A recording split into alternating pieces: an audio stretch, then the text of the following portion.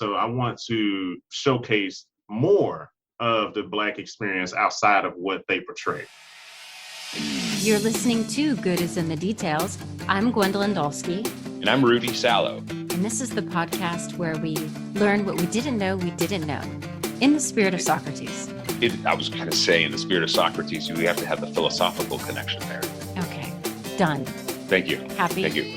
Yeah, not really. I mean, clearly, if you listen to the show, if you're a fan of the show, you know I hate philosophy because it's so mushy. But yes, I'm happy. We got to stay on brand. We got to build this brand. We got to stay on brand.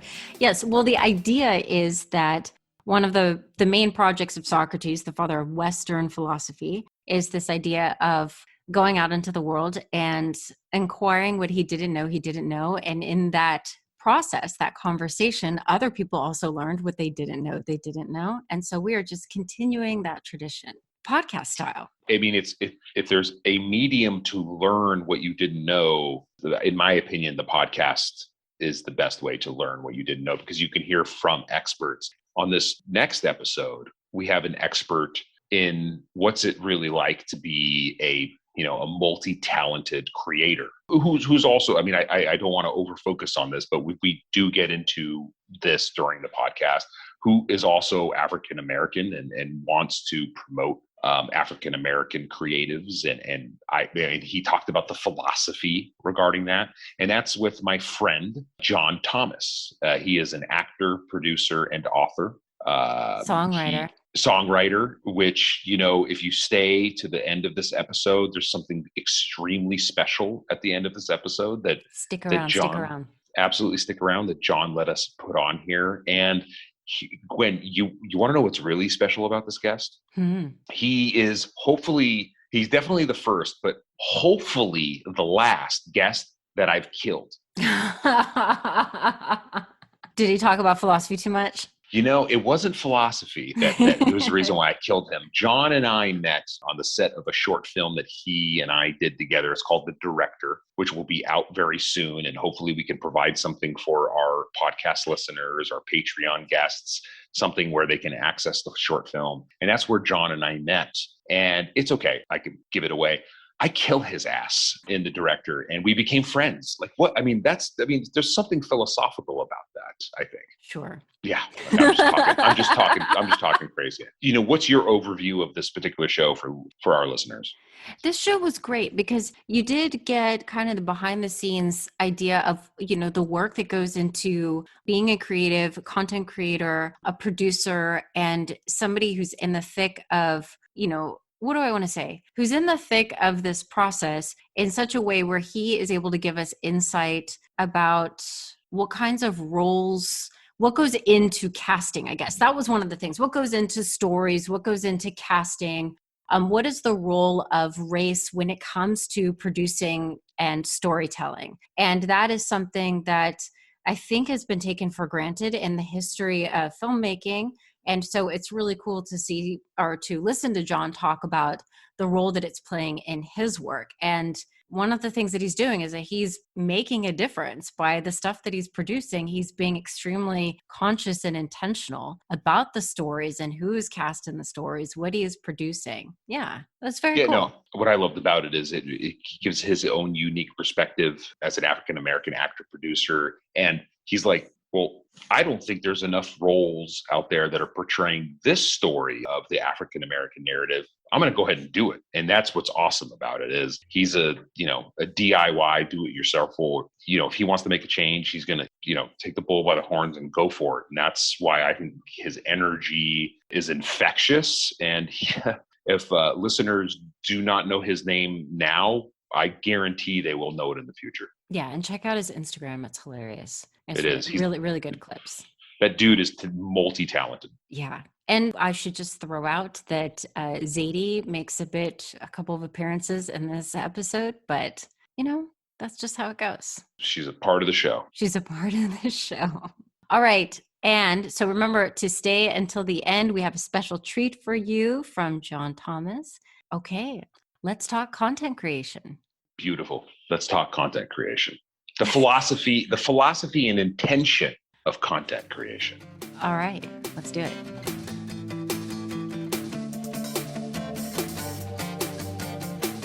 Like I stop for a while and then I do a skit and it'd be really funny. And then I would push myself to do more skits because, you know, as a creator, you feel like, oh, I have to keep up with everybody else. And then I start creating stuff that probably wasn't really that funny to me, but I was like, that's kind of funny. But then it'll kind of come across to others where it's just like, that's kind of funny. You know, so it's just kind of like, oh man, like, dude, I only need to create skits when I really think it's funny. You actually touch upon something that's really interesting to me, John, that vicious cycle of if you're a content creator, right? Obviously, you're following your friends that are also content creators. And if they're pumping out something new every single day, you get into that mindset of, oh my God, I have to do that and more because they're doing it. And it can become like this crazy vicious cycle. I feel that like there's two schools of thought out there. Content is the most important thing. Doesn't matter if it's good, if it's bad, if it's whatever. And then there's the other school of thought of, well, you know, I guess it kind of depends upon what you want to be known for. Do you want to be known as just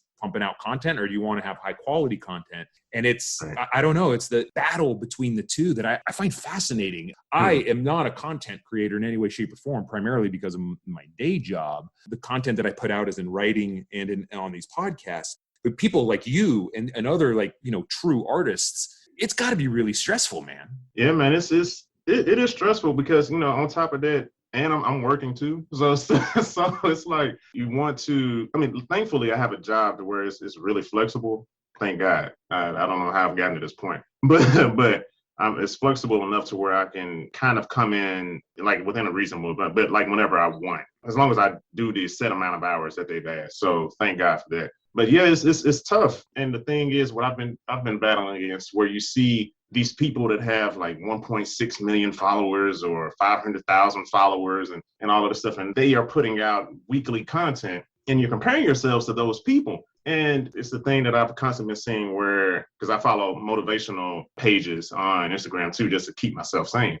So just to kind of keep myself grounded and stuff. But, you know, a lot of things I've been seeing on those pages where it's just like, you know, stop comparing yourself to others because they're at a different part of the race than you. They're closer to the finish line and you just got started, you know, and you're already trying to like, man, why am I not right by the finish line? This isn't fair. They're on the third lap. I'm on my first lap. And it's just like, well, yeah, they've been running this race for a while, you know, so it's just like, just put in the time, put in the effort. But it is difficult with social media because on one hand, yeah, it's to promote yourself. But then on the other hand, there's the dark aspect of social media to where you're constantly comparing yourself. And it's almost designed in that way to where you have people where they, you know, put these filters on, they don't look like themselves, you know, to make themselves look even more beautiful. Or I have a picture of myself, I'm out in Hawaii. Oh, don't you wish you was here and all this stuff. So you're at work and you're sitting there thinking like, dang, yeah, I do wish I was there. Oh, why am I not in Hawaii? And it's just like, you have other stuff going on. There's other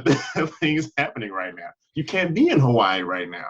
I wanted to ask, when you are thinking up skits and stuff, how do you know when you, like, what makes something funny? Like, what is it when you have that idea and you realize like, okay, this is a good idea? What to you are the elements that make a skit entertaining and funny? I would think it's entertaining when it's something that a lot of people can relate to, and that also from trial and error, because I've put out some stuff to where it's like it's funny to me, but then thankfully I have some friends where it's like, yeah, I didn't really get it, and it's just like, what do you mean? No, you just don't understand funny. And it's just like, no, so I had to really understand. It's just like, oh, like maybe me and my select friends think this is funny, but they don't because of A, B, and C. So when it's especially like something like relationships, you know, everybody can relate to relationship stuff. So that's always a funny bag to go into. With work, you know, I think I did something with work. If you're working at a store and somebody comes and messes up the stuff that you tried to prep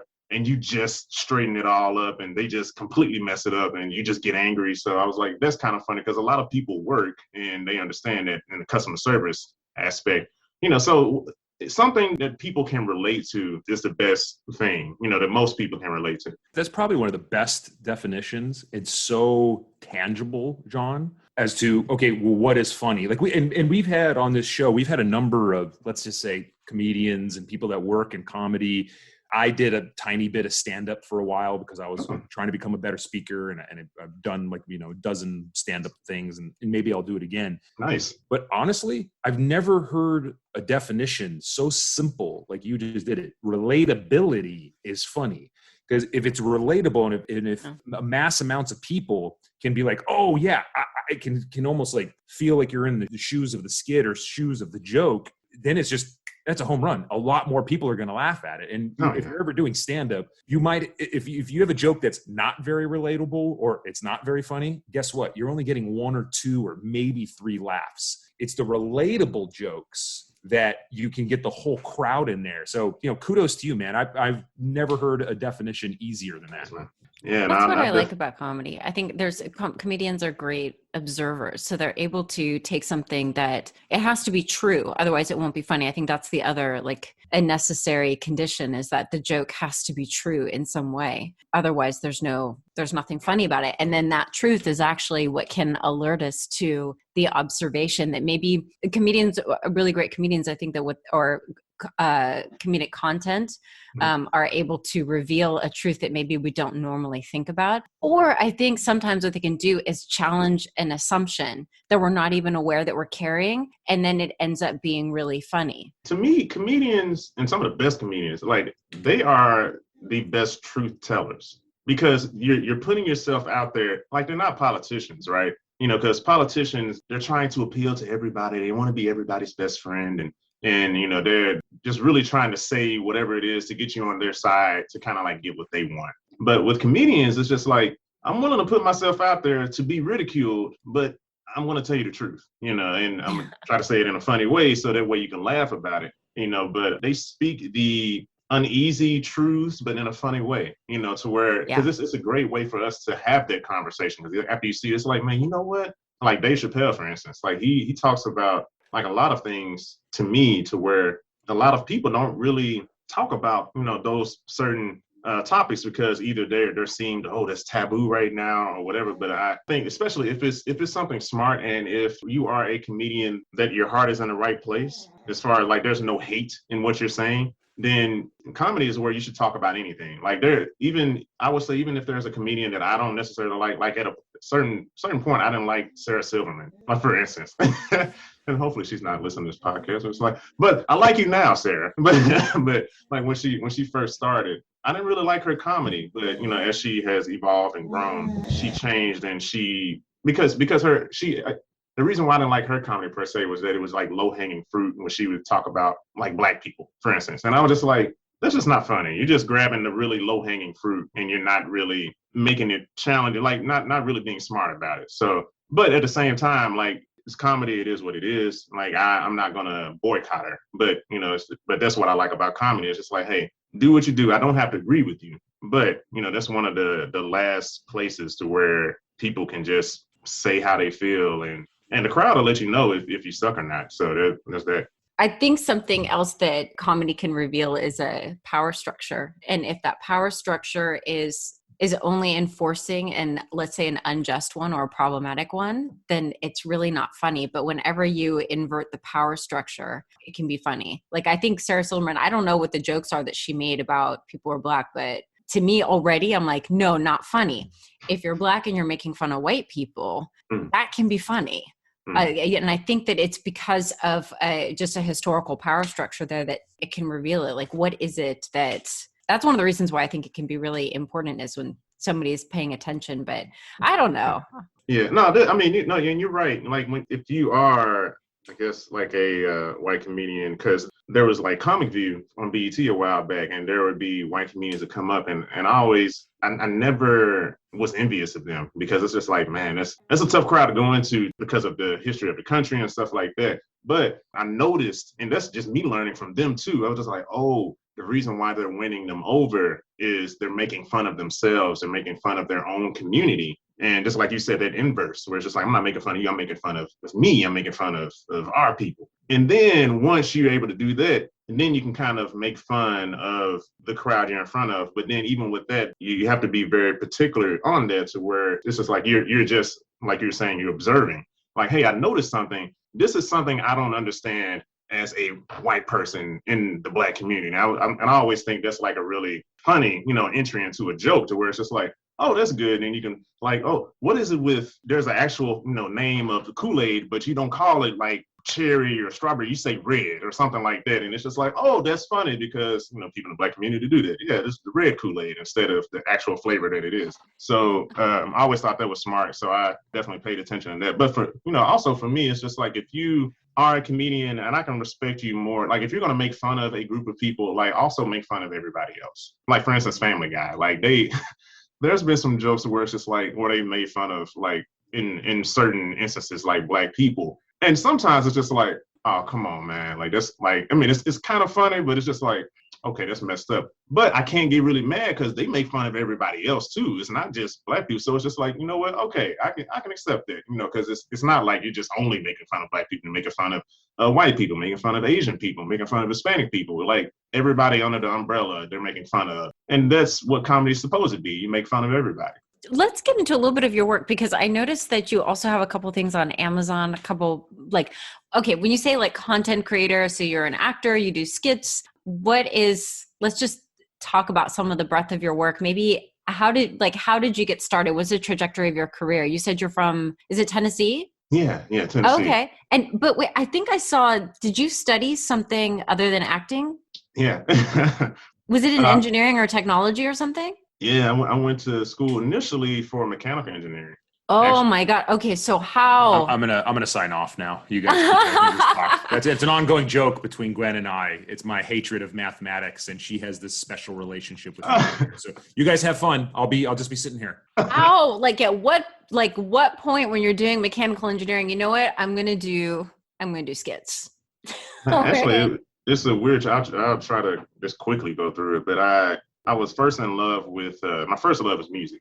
So both sides of my family sings. And so both of my brothers were mechanical engineers at this point. And it was just like, all right, I like math and I like science. So that just makes sense for me to go into that field. So I got into that and it was fine, but there wasn't a community aspect in there. It was just like everybody felt like it was like, hey, you're on your own. Like, when you ask, hey, how did you get, not that I'm looking for an answer, but how did you get this? And, you got to figure it out on your own and all this other kind of stuff. And I'm like, this is really stupid. It's like when you're at a job, you have to work together, So I happened to run across an acquaintance that they said they were going to the studio. And I was just like, studio where? And it was on campus. And they were studying to be a studio engineer. And I was like, oh, really? You can do that? And so I went into that field, much to my parents not being happy about that, and my oldest brother not being happy about that.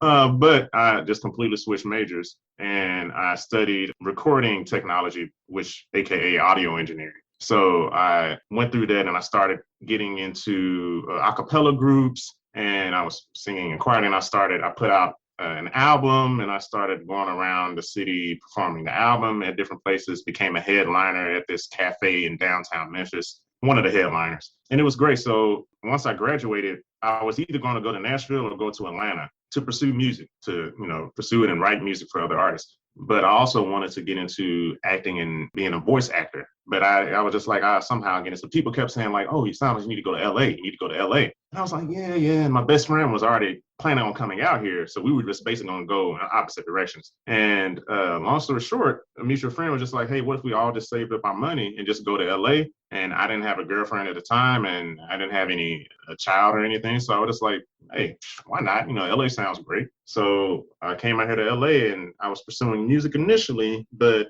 I started getting into acting from there. And because the music industry has been like kind of on the decline for like what the artists should be getting. So the money wasn't really there like it should be. But with acting, I was getting just do a gig for a weekend and, I get $150. And it was just like, oh, this is great. Like that rarely ever happens with music. And so that's how I got into acting. And it's really been great ever since. And just as the years gone on, I started just becoming more and more serious into it. And eventually that's how I got into skits, because I was just like, because of people like Richard Pryor and just all the other great comedians that I would see, I kind of wanted to do that. But I was like, well, let me try it. Maybe I can do skits. I don't know. So, and here we are.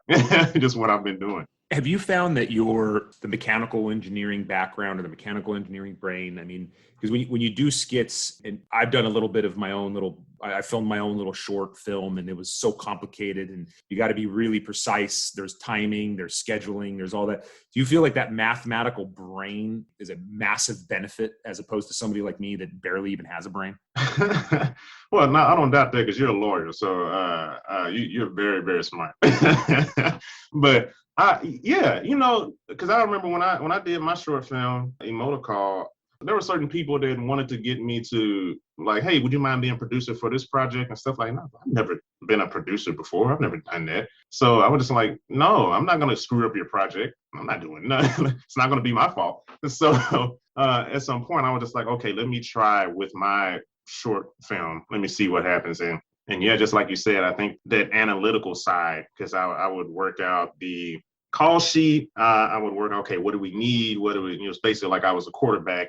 And I was like, all right, so this is the play we're going to run. We're going to do this. We're going to do that. And with my company, I always wanted it to be to where like whoever works with me on any project, that they never have anything really bad to say about my production company. Or if it is something bad, maybe it's like, I didn't really care for the food for lunch, but that's about it. That's not that bad in comparison to where he treated me like crap, or, he, whatever, so it was tough, but it was definitely fun, a really great experience. I think that was one of the few times where I only had like maybe 2 hours of sleep. And, even the place that I used to shoot the film, I was really like the last one there just cleaning up, because I just wanted to make sure like, hey, these people allowed me to use their place.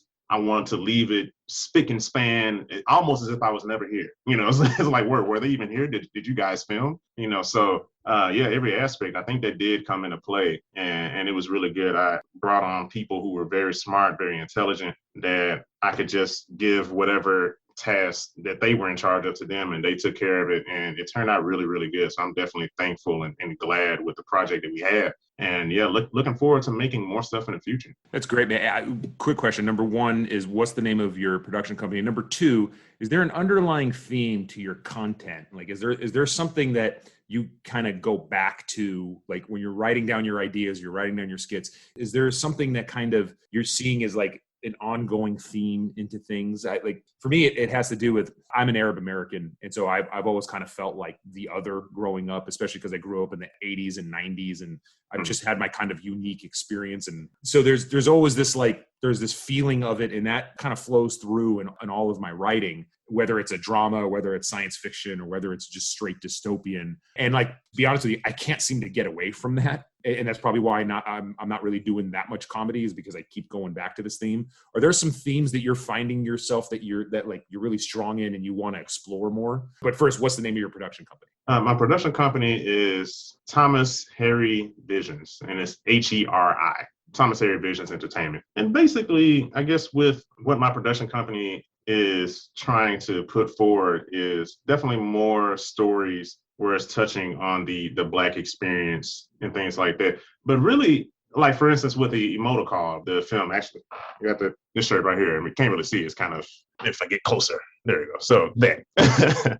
And so with that short film, it was based on an all Black cast. But the interesting thing is, if you take it and you can just completely replace all of this Black cast with nothing but just all white people or all Asian people, it would be the same story. In this particular thing, I wanted to showcase, like, there's nothing wrong. Like, the Black person doesn't have to exactly be what Hollywood stereotypically makes it to be. It's like, oh, you have to do this, you have to be the gangster, you have to be the thug, you have to be whatever, because as many like sci-fi or fantasy movies or whatever that I see, there's like maybe like one Black person, maybe. And, there's maybe like one Asian person and one Hispanic person, but everybody else, it's like they left all the people of color back on Earth or something like that. It's like, oh, y'all stay here. We're going to Mars. Don't come with us.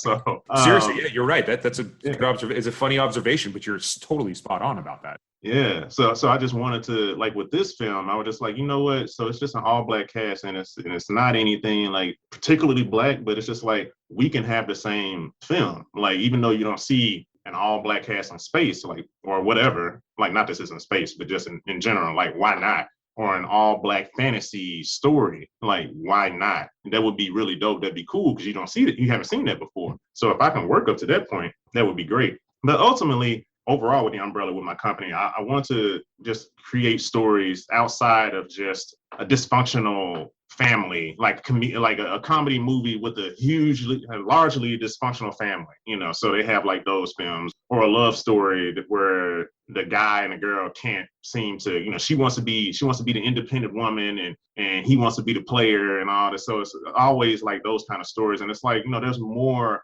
to us than that. Or the drug movies where it's just like, oh, I'm in the streets and I'm selling drugs and I'm trying to, like, yeah, that exists, but there's more to us than that. So I want to showcase more of the Black experience outside of what they portray. Yeah, no, I'm sensitive to that. In some of the writings that I've done where I've had, I try to always have an Arab American character because there's just not a lot of us out there. And I try to have us play all different types of roles, just like a normal person, a normal dad who has a normal job, or be a normal villain, not necessarily a terrorist, but he can just be exactly. a normal villain. He could be a drug dealer. He could be a bad person without having some kind of, religious context to it, Right. and that's okay. What I'm trying to do is trying to break the mold of what you think, Arabs can play. Like right. That's always been kind of one of my goals in my writing, and will continue to do. And sounds like we're like spot on, man. Yeah.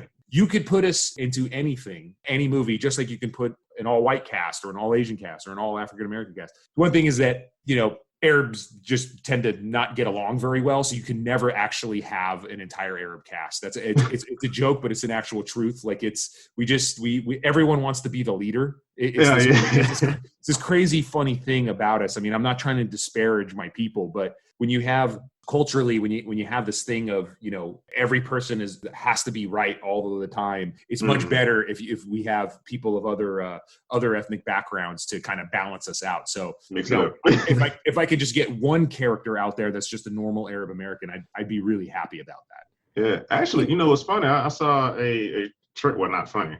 Well, I guess kind of funny, but I saw a trailer for this one movie. I think it's called Record or something like that. But the guy, it's like this girl that's trying to talk through Zoom, I guess, and she's talking to this Arab guy, and he's the bad guy. And I was just sitting there thinking, like, wow, it's funny that you just mentioned that. And they putting out a movie where it's just like, oh, here's an Arab guy that he's trying to I guess recruit this white girl into his religion. And I was just like, I'm not going to go see it, but that's interesting. It'd be almost better if there wasn't a religious aspect to it, because there's just this thing about everyone always associates Arabs with religion. It makes sense. The culture is embedded in religion. This is the way that we're raised and everything. I guess I'm trying to divorce the Arab character from religion in my writing, but it's so hard because just the culture as it is. But it doesn't have to be that, though. You can say the same thing with the Black community and Christianity, but not every movie has to be about Black people and Christianity. It's just like, yeah, just because of whatever my religious belief.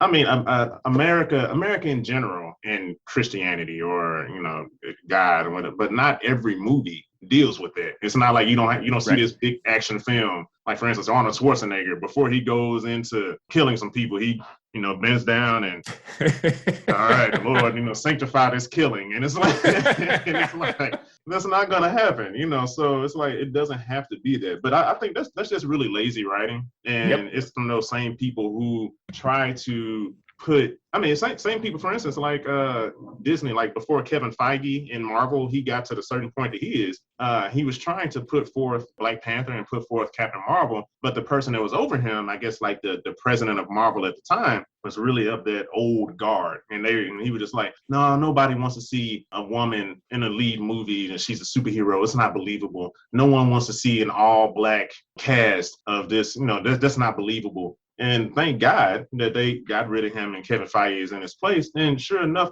and that's crazy to me anyway. I hate that argument where they were just like, no, nobody wants to see this. Nobody wants to see that, especially when it comes to women, because it's like there was the show Xena. I remember watching Xena. Xena was awesome. Like there was never a point in time where I was just like, this isn't believable. Man, hey, I would send Xena out to fight before me. Like, hey, Xena, make sure that the coast is clear before I come out. I trust you to protect my life. Like, I just don't believe that, man. Yeah, I think I've noticed a cultural, some sort of a shift that in the way in which women had been portrayed for a long time was that they were the ones who were emotional and chaotic, and the man was very rational. And then I think it was when I saw the film Mr. and Mrs. Smith with Angelina Jolie and Brad Pitt that I noticed that that had shifted. She was the methodical, rational one, and he was the one going by my gut, that she had to rein in. One of the things that this conversation is making me think about is that there's been this notion of Hollywood as being so liberal, and like now everybody claiming the word woke. And but I think that there is, like, if you listen to conservative media, then they talk about this as being, you know, like, oh, liberal Hollywood and this and that. And there is some truth to that. And I think that it's because the inherent nature of being a storyteller enhances empathy, or being an actor is that you have to see the world through another point of view. But there is this tension of who gets to play what role. So what you're both talking about is like, we want to have something that is character driven. And what has Hollywood historically done is that depending on the color of your skin, depending on your ethnicity, that's the character, right? That's the character. So I have these questions of who gets to fall in love. Hollywood still defines that. Like, are you going to see an Asian American actor be the lead? Who gets to fall in love? Who gets to be the villain? Who gets to be the hero? So there is this tension where, yeah, Hollywood is left leaning, but that's also kind of a disingenuous way to think about Hollywood. Because, I mean, I know for women, for instance, you don't see many women on screen who are over 40. They don't get to fall in love. Or if they are over 40, they're the bitch, they're the boss that, you know, or they're like some sort of a hag. Like, there's all of these problems. So I guess the question is now, well, maybe it's not a question, it's more of a comment, but what do you think about that tension? Let me just put that out there. What do you think about that tension? Hollywood is liberal, but it's also still has its conservative ways. You know, so I mean, so it's disingenuous to say that Hollywood is very liberal, but I guess liberal where they want to be, because there's a lot of other ways where they're still conservative, that they're still gatekeepers, and it's ridiculous to where, like I mentioned earlier, where you have Xena, the warrior princess, right? It was an amazing show. It was in the 90s. That made progress, or even had the show Wonder Woman. You know, it was like in the 80s, I think. So you had that, and you had those two shows. Rudy would remember.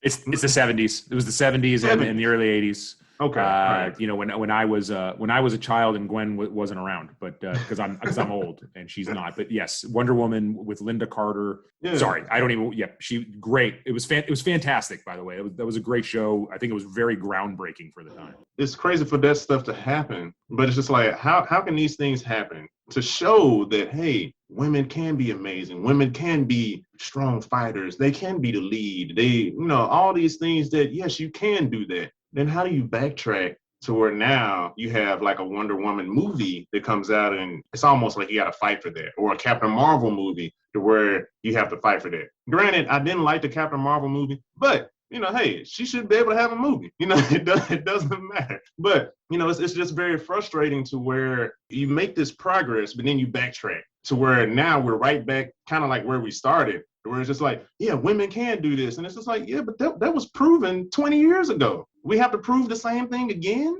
Why we have to prove? Haven't we moved past this? And same thing with like, you know, same with the Black community, where you had Blade. That movie came out. That was amazing. And then for a long period of time, or for instance, probably even a better example, Angela Bassett, when she played in the movie What's Love Got to Do with It? Kick-ass movie, man. Kick-ass. Killed that movie.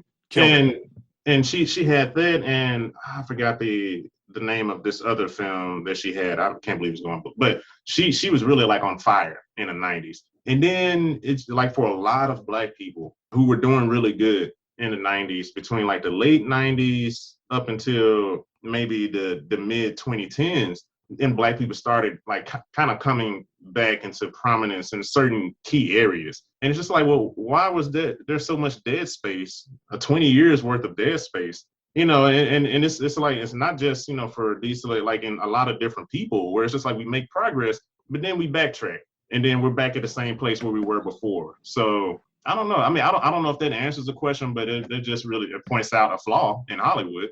So. I'm going to throw out a crazy theory, and I don't mean to be throwing any political parties under the bus here, but let's just explore this really quick. 1970s, you had Wonder Woman. You also had Charlie's Angels, right? Great show. Mhm. And then what happened in the 1980s? You had the Reagan era.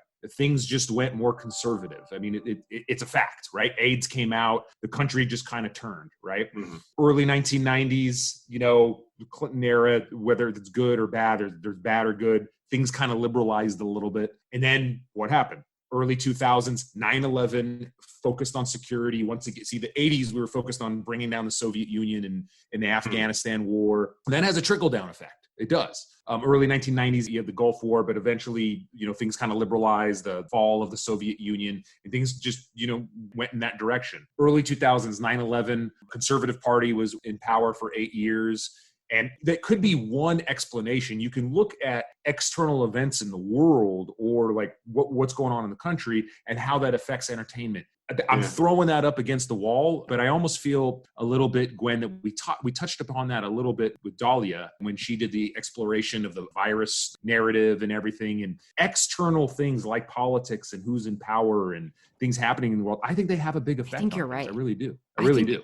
That's a really, really good point, because especially when there's some sort of a crisis, then people want to revert back to what they're comfortable to. And roles are very like strict gender roles. I'll speak in terms of women, that is very comfortable because it feels organized when the world is chaotic. So when the world is chaotic, I think we're less likely to experiment. But yeah, I think that's a really good point, Rudy. Yeah. You were going to ask about acting classes, Gwen. I'm sorry. I didn't mean to interrupt you. So I just know, like, let's say when it comes to philosophy, so when it comes to my discipline, there are, it's the most male dominated academic discipline. And so when I was taking a look at how is this the case? Well, when you look at syllabi, it's because all that's being taught in the universities are philosophers of Western European descent. So it makes sense that women are not going to take a philosophy class and be like, yeah, I want to major in that, because there is no mirror or resemblance of themselves in the work. I am wondering about acting, about drama classes, or about theater majors. Do you have maybe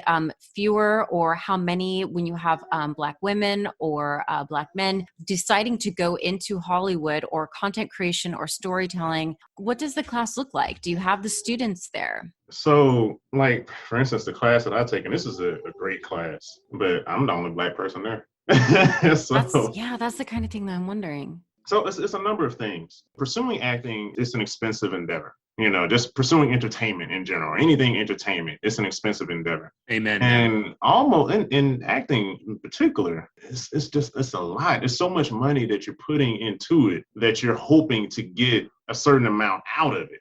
So you have to pay for acting classes, and then you have to get your headshots. And headshots can be between, like, on the low end, let's say $80, really cheap, headshots, and then up to $300. So let's say potential $300 for headshots. On top of it, that's for one headshot, my friend. They can realistically, these days people want, we want 3 looks. We want you to wear this. We want you to look that. It could be $1,000, John. Really? Yeah. It's up there, man. Yeah. So, and then on top of this, because I was talking about this with my friend, and then I already paid, let's say $300 for the headshots, and then you have to pay to put it on the site. So however many pictures, you're putting that on the site. So that's probably an extra $60, $70. And that's on one site, because they want you to LA Casting and Actors Access, and potentially a third more. So let's just say 2. So $120 on top of the $300. So that's $420 that you've invested. And that's just off of just your image, your look.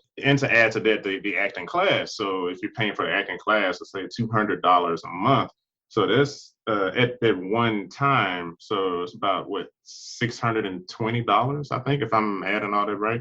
But yeah, I mean, and that's every month that you're paying for the acting class. So that's a lot of money you're putting in just to get out. So, and that being said, the Black community doesn't have the capital that we used to have, because of, going back to what you're saying in a political aspect, and not to get political per se, but that's just the reality of it. You had different people in office who targeted and they want to keep the Black community at the bottom, like the drug epidemic and taking targeting Martin Luther King, targeting Malcolm X, bringing in drugs into the Black community, bringing in guns into the Black community. So if you introduce drugs, then the person is hooked on the drug and they don't want to get out and do better for themselves. And you have kids whose mothers was hooked on drugs, and now the kid has to become older, then they don't have a chance to be a child, and basically all of that trickles down to where it's the money that we had there, we don't have it anymore, because our uncles or aunts, moms, dads are either on drugs that are in jail for using the drugs that were put into our communities, because we don't have any planes or boats that we can ship this stuff into our community. So who's shipping it in? So it's a very crazy thing. So that's why, long story short, that's why you don't see a lot of us in these acting classes, because it's very expensive and it's sad, but that is just the reality of it. It's something that in a lot of different ways, this country can actually help to try to fix it, but they haven't been doing it, and they're not trying to fix it. I don't know. Hopefully with what I'm doing with my production company, and I can't do it alone for sure, but at least I can do my part and try to create opportunities to where other artists, Black artists and Black actors and actresses can be able to showcase their art and not have to worry about just being the Black best friend to the lead and being the drug addict or the police officer. They always try to put us as the police officer or the detective, So either you're the thug, the best friend, or the detective. It's a really interesting point. Like I was just going through my brain, and one of the reasons why I became a lawyer is because there's many reasons why, but I think films in the 1980s and a lot of really cool films about law and lawyers and all the TV shows and everything. Right when you just said what you just said, my brain just kind of went through like the Rolodex that it's in there. And I was trying to think of how many African-American lawyers I've seen in film or in TV, and I can't think of a lot of them. That's very, very troublesome. I didn't really just realize that until you pointed that out. So I'm happy that you did. And in my writing going forward, I'm going to make sure that we have more African-American lawyers as a part of it. I was an actor on a podcast that was called Deliberations. I was on season 4 of it. And one of the attorneys that played the role that was the prosecutor, he was an African-American actor, and he was great. He did he just did such a great job. He was just such a kick-ass prosecutor. And so that immediately came to my mind, but I was just trying to think of like bigger films and things. And that's troublesome, man.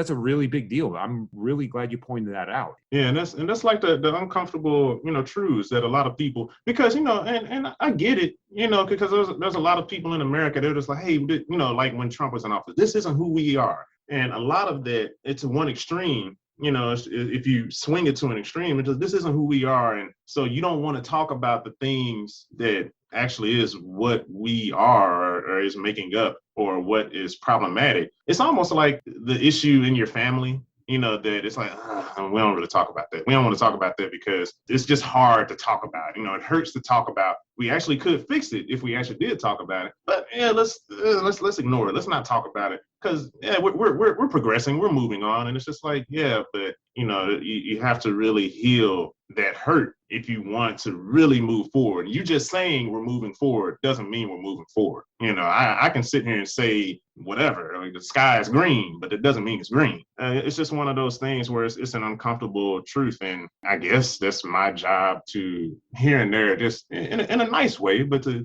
just say, or it's not. I can try to make it as nice as I can be, but just to speak an uncomfortable truth. But let's actually try to make some progress out of that, not just point out what's wrong, but yeah, how do you fix it?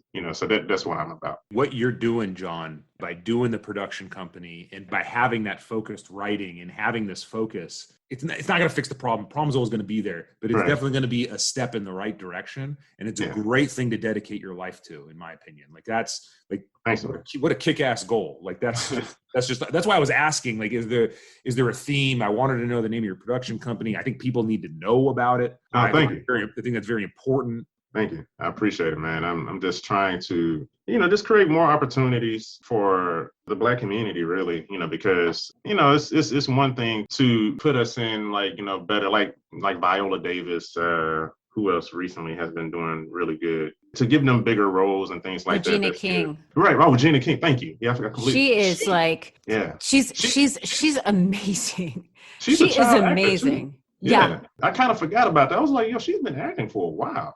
So, Well, this would be interesting. Is that I think what was the show she just recently was recognized for, where she's just like kicking ass and all that. What is the show? I've completely forgotten the name of it. was it The Watchmen? Yes, Like is the it? And then HBO it's show? taking place in Tulsa, Oklahoma. And as a Yeah. result of that show, I think that Oklahoma went back and looked at their textbooks and included that. So that to me was really interesting. The power of storytelling, Oh, of yeah. telling a story that is not told, that somebody has to learn about history through the storytelling in this way, which I think is okay. I think that's part of the point of storytelling. But the textbooks actually changed as a result. Like you saw a shift. What are you thinking, Rudy? The show that you were mentioning that Regina King was first on was a show that I loved. It was with Florence from the Jeffersons, did a show called 227. It was one of my favorites. She was the kid on it. That's where that's what the triggering was from. Yeah. Well, John, I wanted to ask you. This is a two-part question. When you look back, is there an actor a Black actor who stood out to you, where there seemed to be this paradigm shift, like there was something new going on here? And then right now, who do you think are some of the most important voices in storytelling, in film and acting, and why?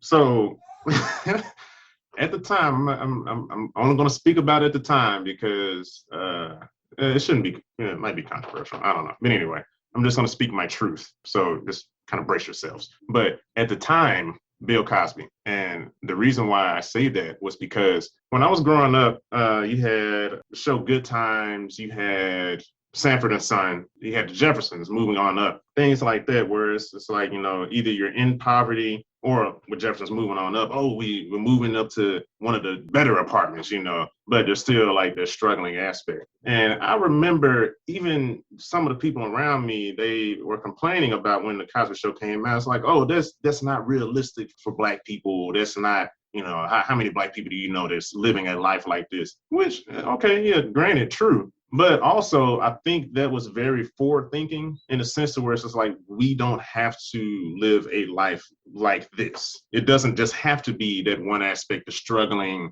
always. I mean, it's kind of like, I guess, in a sense where, like for me, like I'm tired of seeing slave movies where it's just like there's more history to Black people than that. But it's just this constant narrative of the slave and struggling. It's just like, no, there's more. There were Black kings and queens. Why don't we have movies about that? Just reach back, and they know the history, but it's just you don't think there's any money into it. People don't want to. Yes, I want to see that, but what he did, and I didn't really appreciate it at the time because I think I was a little too young at the time when I was watching, because I was just like, okay, I get it. But as I got a little older, like middle school to high school, and I started watching it, I was just like, yo, this show was amazing. And it was just really good just to see, for me, even though it was kind of I was a decade or so late at the time, but not a decade late. But anyway, I was a little late, joining. Yeah, no, I was a decade late. Yeah, I was a decade late joining the party, but I was watching the show, and it was just amazing to see a Black doctor and a Black lawyer.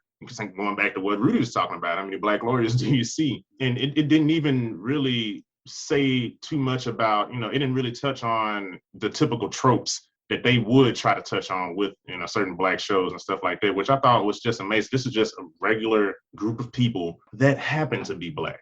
Same thing like with my short film. It's just like, this is a sci-fi where these people are saving the world. They just happen to be Black. And why can't these group of people just happen to be Black? And that's what I love about this. So that was very groundbreaking to me to see something like that, and to see so many successful Black people that come in on this show. You see Black nurses and Black dentists and all of those things that they don't really show us typically as. So that was very significant for me. And as far as the people today who are doing great things, like I mentioned before, like Viola Davis and Regina King, like she has been in the game for a long time. Both of them are creating opportunities for other people to step in and really. Jordan Peele is another one. He is creating That's who I was thinking of.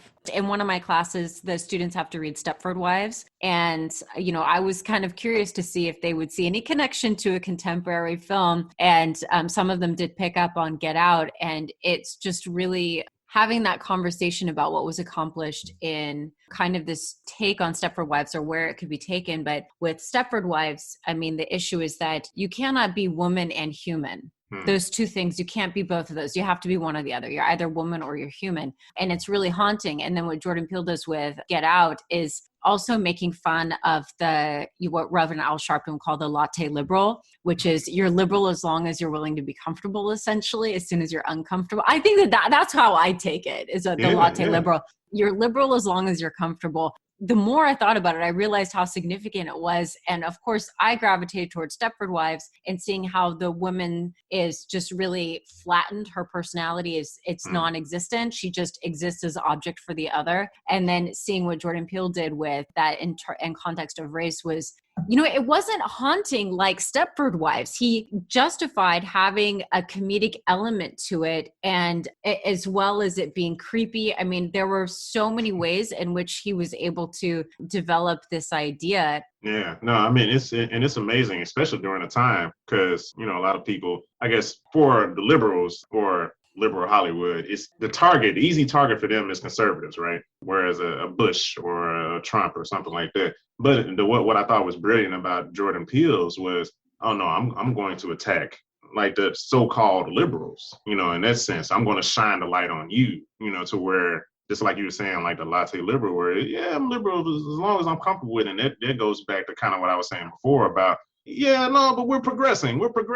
And the crazy thing about that film was the one part where the guy told the lead character, he was just like, oh man, if I can vote for Obama, one more time, and I would. You know how many times people have told me that when I used to work at an old job? No. People I didn't even know, they would come up, it was like, if I could vote for Obama one more time, I wish I can bring him in for a third term. And I was just like, yo, what is it? Do I know Obama? Oh, you know what? I'm gonna call him. I'm gonna let him know. Thank you for telling me. This is just like the fourth time. So many people just want him for a third term. Let's break the law. And, so when I saw that in Jordan Peele's film, I said, that is crazy, because that's been said to me. I've lost count how many times that's been said to me. I did not know that was actually said. Oh no. Oh no. Yeah. All right. Well, this is a good PSA. You know what? I heard a comedian. She was doing an opening. I can't remember her name, but I remember she's a Black comedian, and she had said to all of my,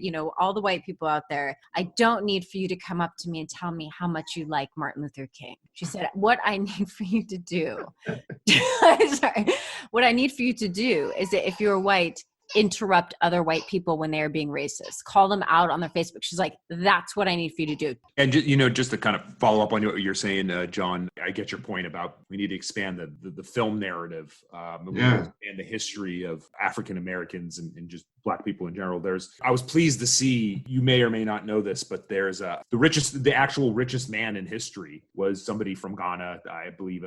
Mansa Musa. Mansa Musa, and I saw it looks like Michael B. Jordan's trying to make a movie about him, because I want to see that movie. Like there's obviously a Middle Eastern connection there, because it was an amazing story about him doing his Hajj from where he was in Africa to Saudi Arabia, and I think that's the story that they want to tell. But I got to say, probably 99% of people, or probably 99% of white people, don't even know who Mansa Musa was. But that's like one of the most amazing characters in history that I'd love to see a film about. So I was pleased to know that there's some movement there to do something like that. And the crazy thing is, I would say probably 97% of Black Americans don't know who Mansa Musa is. Like very close to the same amount that you said about white Americans, which is very sad. Actually, I found out about Mansa Musa about 6 years ago. And that was by accident. I just happened to do some research, because sometimes I want certain projects that I'm working on just to stand out in a particular way.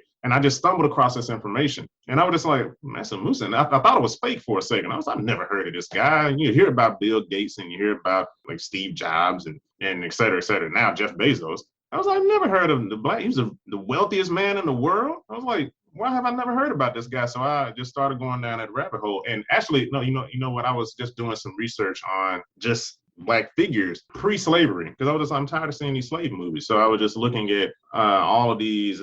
Shaka Khan, he was a great war general. you don't really hear much about him. And then Mansa Musa. And I was just like, man, like, why aren't they? And there was a battle that I had on myself at the time where it's just like the America that I want this to be, but actually the America that I'm living in, to where it's just like they don't want me nor anyone else to know, like, hey, this is how great Black history is. It's just like, no, I only want you to focus on them being slaves, them being in the struggle, and on the conservative side, why don't you just pull yourself up by your bootstraps? Well, every time we've tried to do that, you bombed Tulsa, Oklahoma, you bombed what we've had, because it was doing so well that, people got jealous and they were just like, no, we don't want them to have a better time than we have. Let's blow it up.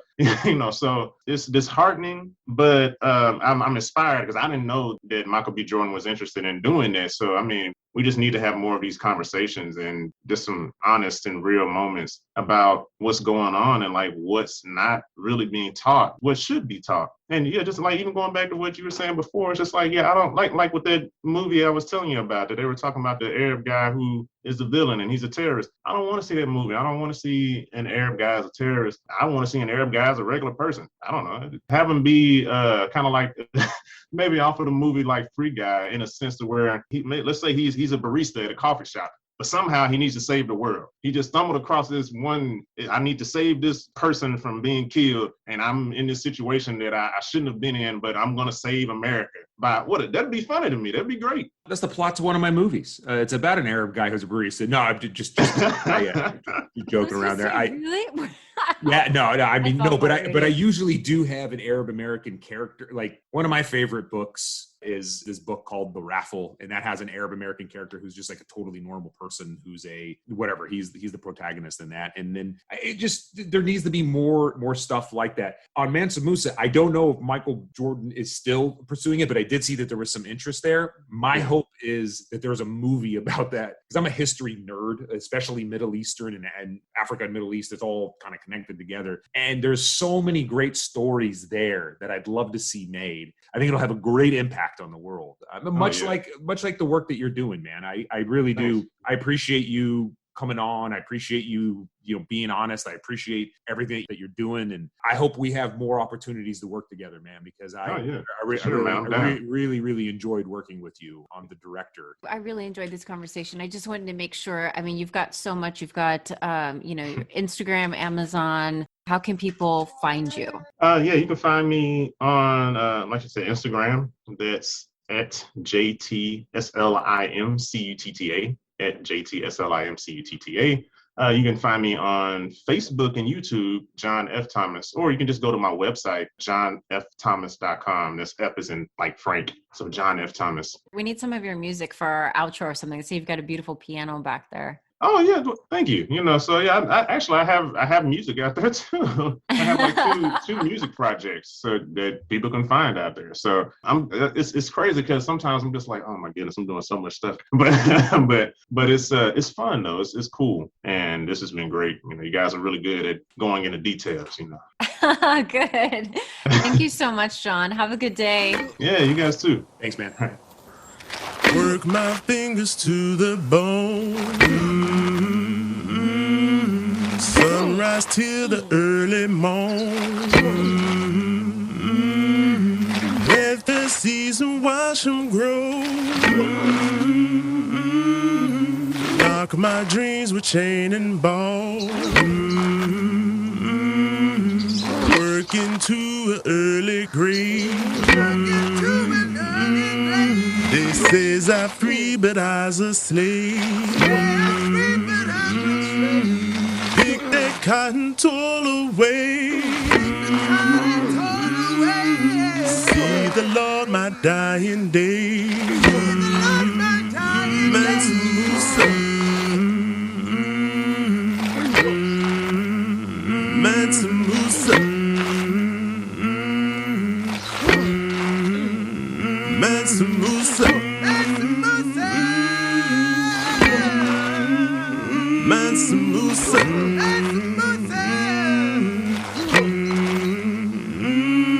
They take away my history.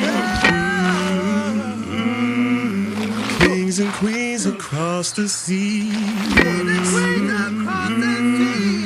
How much more you hide from me?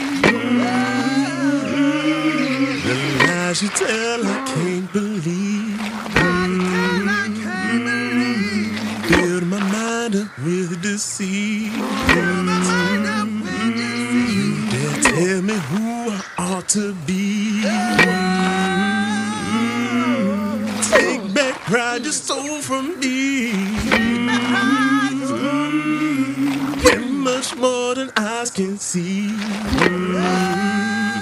Mansa Musa. Mansa Musa. Mansa Musa.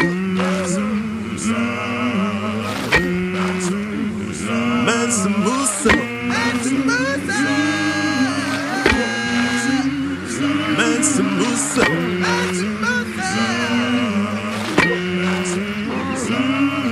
In time now, swing it over your shoulder now, bring it on down now, till there ain't nothing left now.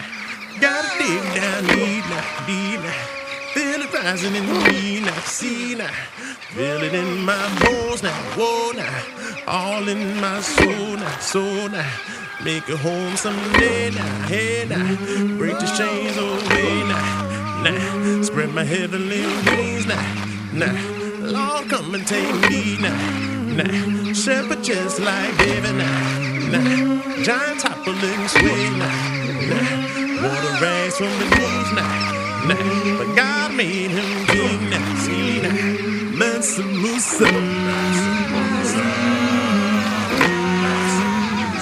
Mansa Musa. Mansa Musa. Mansa Musa. Mansa Musa. Mansa Musa. Mansa Musa.